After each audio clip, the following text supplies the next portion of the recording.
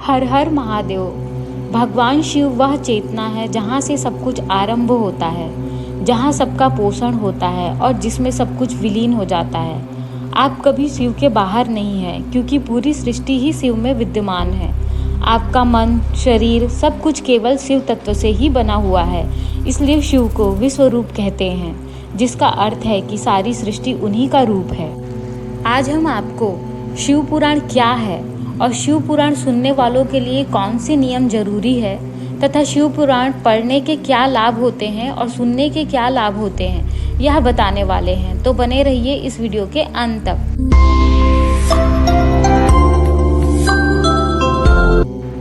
शिव पुराण 18 पुराणों में से एक है, जिसमें भगवान शिव की लीला, कथाओं और इनकी पूजा विधि सहित शिवलिंग की उत्पत्ति और शिव भक्ति से संबंधित कथाएं हैं। शिव पुराण का पाठ आप कभी भी शुभ मुहूर्त में आयोजित कर सकते हैं, लेकिन सावन के महीने में शिव पुराण को पढ़ना और सुनना बहुत ही पुण्यदायी होता है।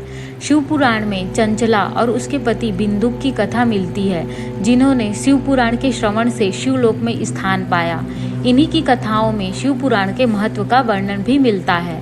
साथ ही महर्षि व्यास जी के शिष्य सूत जी बताते हैं कि किस प्रकार से शिव पुराण का श्रवण करना चाहिए और इसे सुनने वालों को किन किन नियमों का पालन करना चाहिए। पहला नियम, शिव पुराण का आयोजन जब भी करें तो संभव हो तो सभी मित्रों, कुटुंबों और जो भी इसे सुनने की इच्छा रखते हैं उन्हें इसकी सूचना दे दे, ताकि वह भी इसके श्रवण का लाभ ले पाए। दूसरा नियम, शिव पुराण कथा श्रवण से पहले यह संकल्प करें कि आप ध्यानपूर्वक कथा का श्रवण करेंगे और मन को शिव जी में ही लगाएंगे।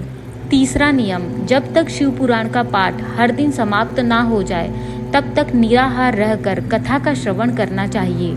शिव पुराण श्रवण और पाठ का संकल्प लेने के बाद सात्विक भोजन करना चाहिए। शिव पुराण की कथा श्रवण जब तक आप सुन रहे हो तब तक आप मांस मदिरा के सेवन से परहेज रखें। शिव पुराण की कथा सुनने वाले व्यक्ति को उस समय अवधि तक ब्रह्मचर्य का पालन करना चाहिए। हर दिन शिव पुराण की कथा आरंभ और समाप्त होने पर शिव पुराण की पूजा करनी चाहिए।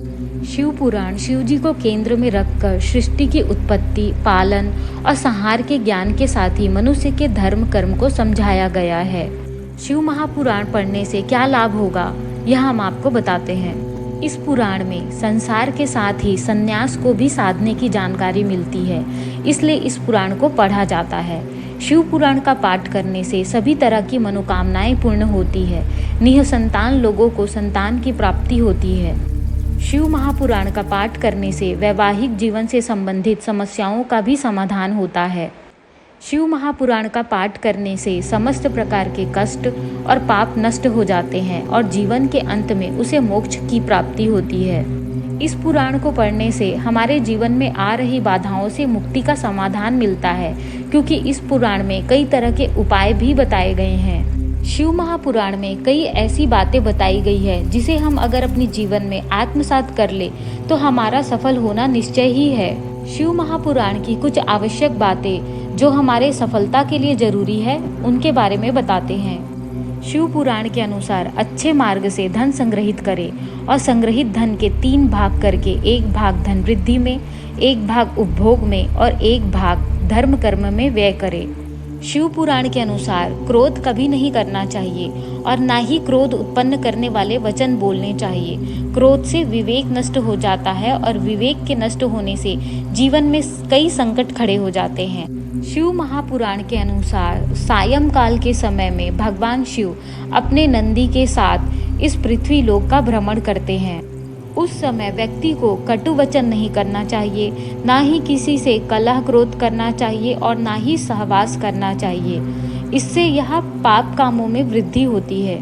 शिव पुराण के अनुसार मनुष्य की इच्छाओं से बड़ा कोई दुख नहीं होता। मनुष्य इच्छाओं के जाल में फंस जाता है तो अपना जीवन नष्ट कर लेता है। अतः अनावश्यक इच्छाओं को त्याग देने से ही महासुख की प्राप्ति होती है। शिव महापुराण के अनुसार संसार में प्रत्येक मनुष्य को किसी न किसी वस्तु, व्यक्ति या परिस्थिति से आसक्ति या मोह हो सकती है। यह आसक्ति या लगाव ही हमारे दुख और असफलता का कारण होता है। निर्मोही रहकर निष्काम कर्म करने से आनंद और सफलता की प्राप्ति होती है। शिव पुराण के अनुसार भगवान शिव कहते हैं कि कल्पना ज्ञान से महत्वपूर्ण है हम जैसी कल्पना और विचार करते हैं वैसे ही हो जाते हैं, अतः अच्छी कल्पना करनी चाहिए। शिव पुराण के अनुसार कोई भी कार्य या कर्म करते वक्त व्यक्ति को खुद का साक्षी या गवाह बनना चाहिए कि वह क्या कर रहा है, अच्छा या बुरा, सभी के लिए वही खुद जिम्मेदार है। उसे यह कभी नहीं सोचना चाहिए कि उसने कर्मों को कोई नहीं देख रहा है। यदि वह मन में ऐसे भाव रखेगा तो कभी भी पाप कर्म नहीं कर पाएगा। मनुष्य को मन, वचन और कर्म से पाप नहीं करना चाहिए। शिव पुराण के अनुसार मनुष्य के लिए सबसे बड़ा धर्म है सत्य बोलना या सत्य का साथ देना, और सबसे बड़ा अधर्म है असत्य बोलना या असत्य का साथ देना। इन सब बातों को अगर हम अपने जीवन में आत्मसात कर ले और इनके बताए अनुसार चले तो हम अपने जीवन में संतुष्ट और सफल हो सकेंगे। उम्मीद करती हूँ दोस्तों आपको यह जानकारी पसंद आई होगी, तो प्लीज़ हमारे वीडियो को लाइक करें और हमारे चैनल को सब्सक्राइब करें। हर हर महादेव।